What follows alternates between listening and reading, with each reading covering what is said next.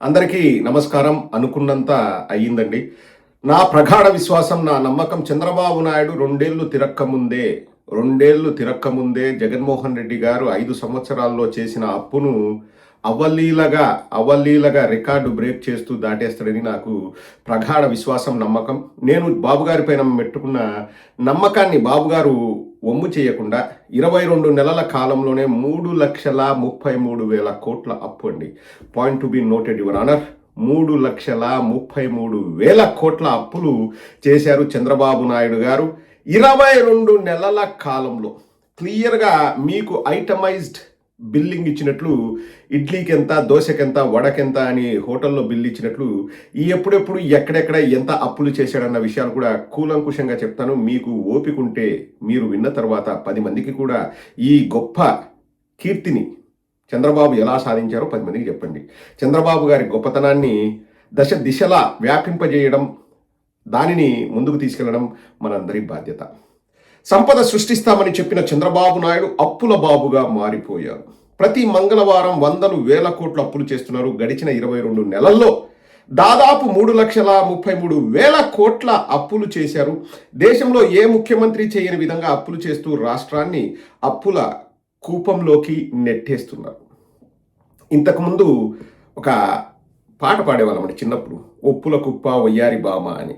ఇప్పుడు ఆ ఒప్పుల కుప్ప తీసేసి అప్పుల కుప్ప అని పెట్టాల్సిన పరిస్థితి వస్తుంది ఆంధ్రప్రదేశ్లో. మన చిన్నపిల్లలందరికీ కూడా మీరు పాటలు నేర్పించాలంటే అప్పుల కుప్ప మన ఏపిరా నాయన అని ఆ పాట నేర్పించండి. ఒప్పుల కుప్ప వయ్యారి బాబా కంటే ఇది బాగుంటుంది, ఎందుకంటే ఇది యాప్ట్గా ఉంటుంది. గత ప్రభుత్వం సంక్షేమ అభివృద్ధి కోసం అప్పులు చేస్తే రాష్ట్రం శ్రీలంక అయిపోతుందని, రాష్ట్ర ప్రజలపై భారీ స్థాయిలో అప్పుల భారం వేస్తున్నారని గగ్గోలు పెట్టిన చంద్రబాబు ఇప్పుడు తాను చేస్తున్న అప్పులకు సంబంధించి ఏమీ మాట్లాడడం లేదు. పైగా అప్పులు చేస్తున్నారు కానీ ఆ అప్పులు దేనికి ఖర్చు చేస్తున్నారో కూడా చెప్పడం లేదు. ఇది మాత్రం వాస్తవం అండి. ఇప్పుడు కొంతమంది మేధావులు ఉంటారు, అపర మేధావులు, రాష్ట్రం శ్రీలంక అవుతుంది, ఇలా అయితే పరిస్థితి ఏందని ఏడ్చి గగ్గోలు పెట్టి పచ్చ మీడియాలో ఈరోజు ఒక ఛానల్లో, రేపు ఒక ఛానల్లో, ఎల్లుండి ఒక ఛానల్లో సూటు వీరు ఈరోజు వేసుకుంటే రేపు వాడు ఇంకో చోట అదే సూట్ వేస్తాడు. సూట్లు అవే, ఛానళ్ళు అవే, మనుషులు మారుతుంటారు ఆ పక్కకి పక్కకి. బాగా ఆర్థిక మేధావులు, ఒక్కొక్కడు తిండికి ఠికానా లేనోడు కూడా ఆర్థిక మేధావి అని చెప్పుకొని వాడికి సూటేస్తారు. వాడు బయటకు వచ్చేసి వాడు ఏం చేస్తున్నాడు రా స్వామి అంటే తర్వాత చూస్తే ఇన్స్టాగ్రామ్స్లో రీల్స్ చేసుకుంటుంటాడు. బాలకృష్ణ పాటకి ఇట్టిటిట డ్యాన్స్ చేస్తూ వాడు ఆర్థిక మేధావి. వాడిని తీసుకురావడం రాష్ట్రం శ్రీలంక అయిపోయింది. ఎట్లా అయిపోతుంది ఏందనేది కూడా లే. ఒక రాష్ట్రము ఒక దేశంలాగా ఎలా అయిపోతుందన్న జ్ఞానం కూడా లేదు. ఎందుకంటే మొత్తం రాష్ట్ర ప్రభుత్వ అధీనంలో ఉండదు. మనం FRBM నార్మ్స్ ప్రకారం మనం అప్పులు చేస్తాం. అలా కూడా అనుకున్నా కానీ మనము ఏదైనా పరిధి దాటి అప్పులు చేస్తున్నామనో లేకపోతే ఇంకోటి చేస్తున్నామంటే కేంద్రం నుంచి మనకు వార్నింగ్లు వస్తాయి. అవి ఏమీ కాదు, మీరు పరిపాలన చేస్తున్నారు, జగన్మోహన్ రెడ్డి గారు పరిపాలన చేస్తున్నారు కాబట్టి రాష్ట్రం శ్రీలంక అవుతుంది.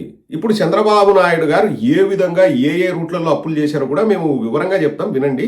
ఆ మేధావులకు చెవులు వినపడవు. ఇప్పుడు ఈ 5 ఏళ్ళు మేధావులకు చెవులు వినపడవు. చెవులో ఏదో పెట్టుకుంటారు, ఏవి నోట్ల కట్టలు పెట్టుకున్నారో ఏమో మరి మనకు తెలియదు. కానీ ఆర్థిక మేధావులంతా చల్లగా పండుకుంటారు. ఇప్పుడు వాళ్ళు బయటికే రారు. అందులో అగ్రగణ్యుడు జయప్రకాష్ నారాయణ గత 2 ఏళ్లలో ఏమైనా మాట్లాడంగా మీరు చూశారండి?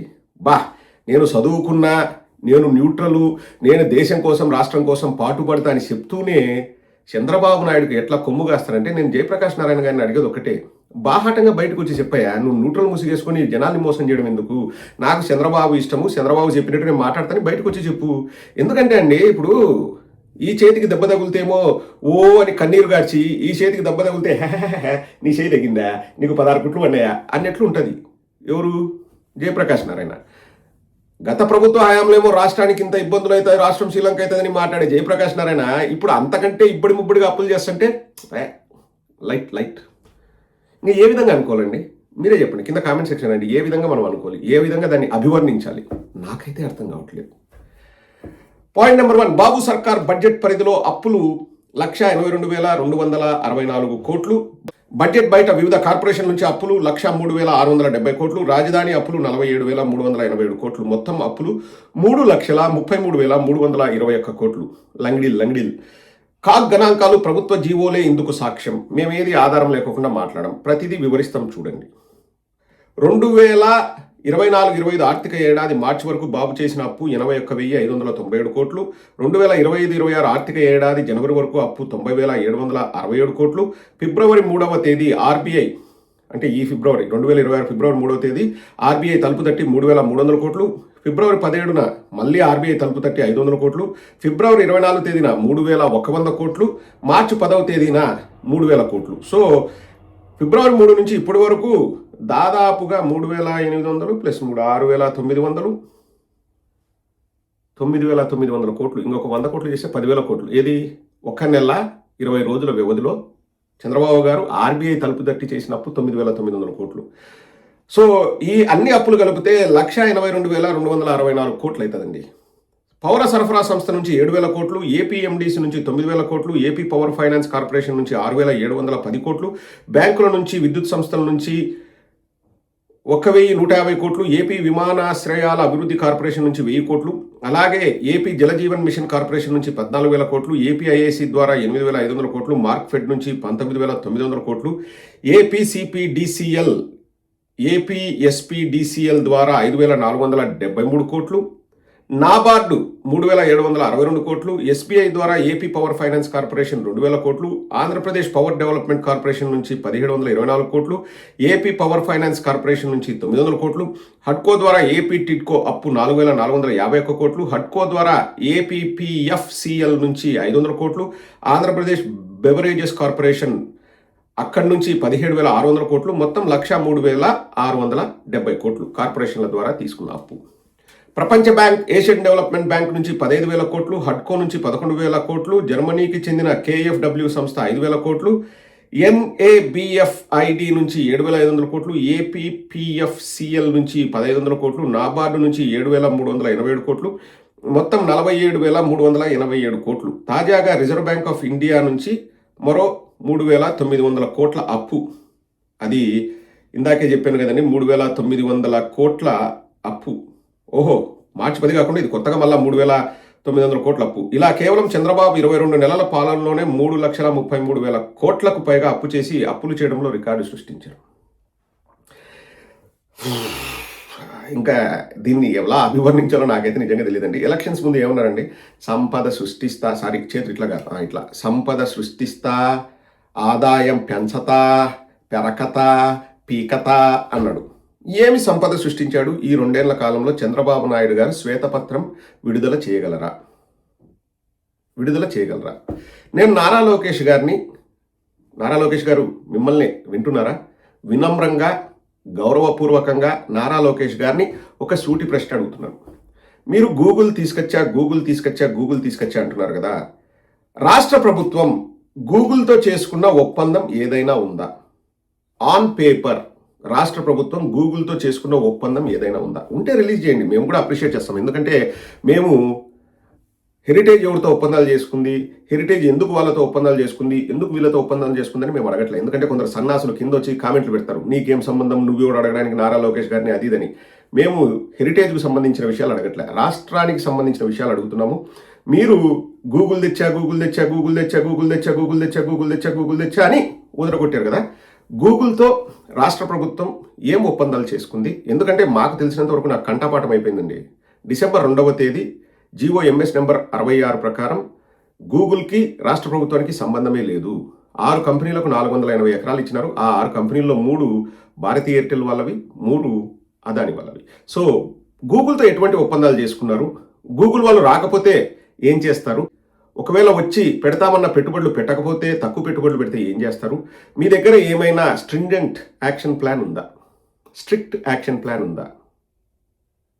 మీరు ఈ విషయాన్ని రాష్ట్ర ప్రజలకు చెప్తే బాగుంటుంది. ఊరికే నేను గూగుల్ తెచ్చినా అంటే అది చాలా ఎబ్బెట్టుగా ఉంది. నారా లోకేష్ గారు, గూగుల్కి ఎటువంటి ఒప్పందాలు మీరు చెప్పారు? వాళ్ళు ఏ కండిషన్స్ పెట్టారు? మీరు ఏ కండిషన్స్ పెట్టారు? ఎలా ఒప్పుకున్నారు? ఎందుకంటే నేను రూపాయికే మొత్తం ఇచ్చేస్తా, పప్పు బెల్లాల్లాగా ఇచ్చేస్తా అని ఇంతకుముందు అబాస్ పాలయ్యారు.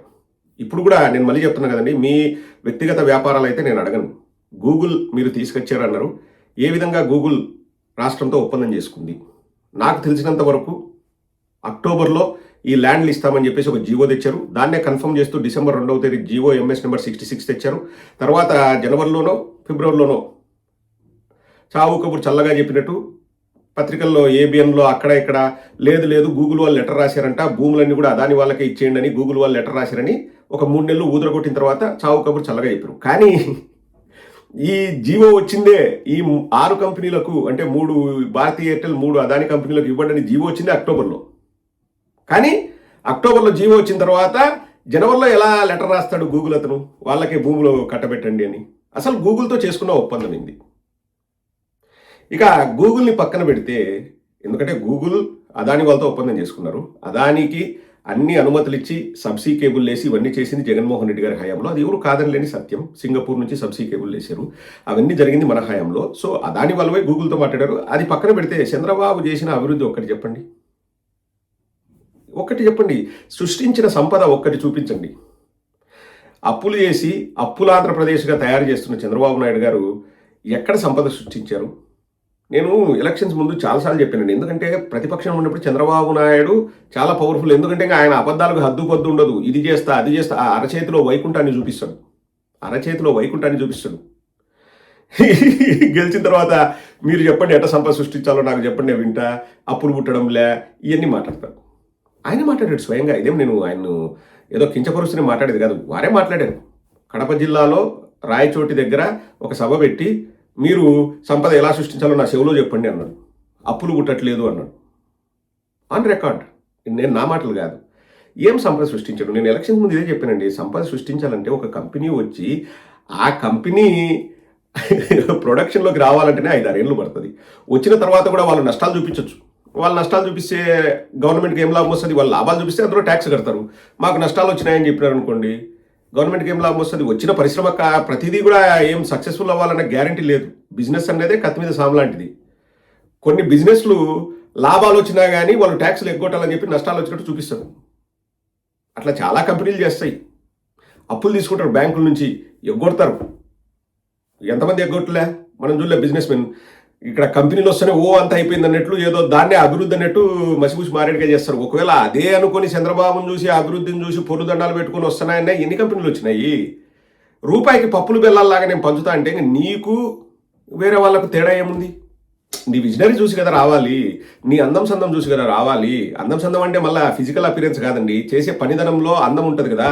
వాళ్ళే చెప్పుకుంటారు కదా నాకు విజన్ ఉంది, నేను చాలా గొప్పగా పనులు చేస్తానని. ఆ పనితనం చూసి కదా రావాలి. 99 పైసలకు రండి రండి రండి అని దాన్ని కూడా మళ్ళీ జబ్బలు తెచ్చుకోవడం, ఇది ఎక్కడ న్యాయం అండి? నారా లోకేష్ గారు ఎంత కామెడీ చేస్తారంటే, మొన్న ఎప్పుడో 13 ఏళ్ళ కంటే తక్కువ వయసు ఉన్న వాళ్ళు సోషల్ మీడియాలో ఉండకూడదని ఏదో తెస్తామని చెప్పారు. తర్వాత కర్ణాటక వాళ్ళు చెప్తే మాది కాపీ కొడుతున్నారు, పర్వాలేదులే కాపీ కొడుతున్నారు అంటాడు నారా లోకేష్. కొంచెమైనా సిగ్గుండాలా? ఫ్రీ బస్సు ఎక్కడ స్టార్ట్ అయిందండి? ఉచిత బస్సు ప్రయాణం మహిళలకు ఎవరి కాన్సెప్ట్ అది? కర్ణాటకలో మొదలు పెట్టారు, తర్వాత తెలంగాణలో ఇంప్లిమెంట్ చేశారు. మరి మీరు కాపీ కొట్టలేదా?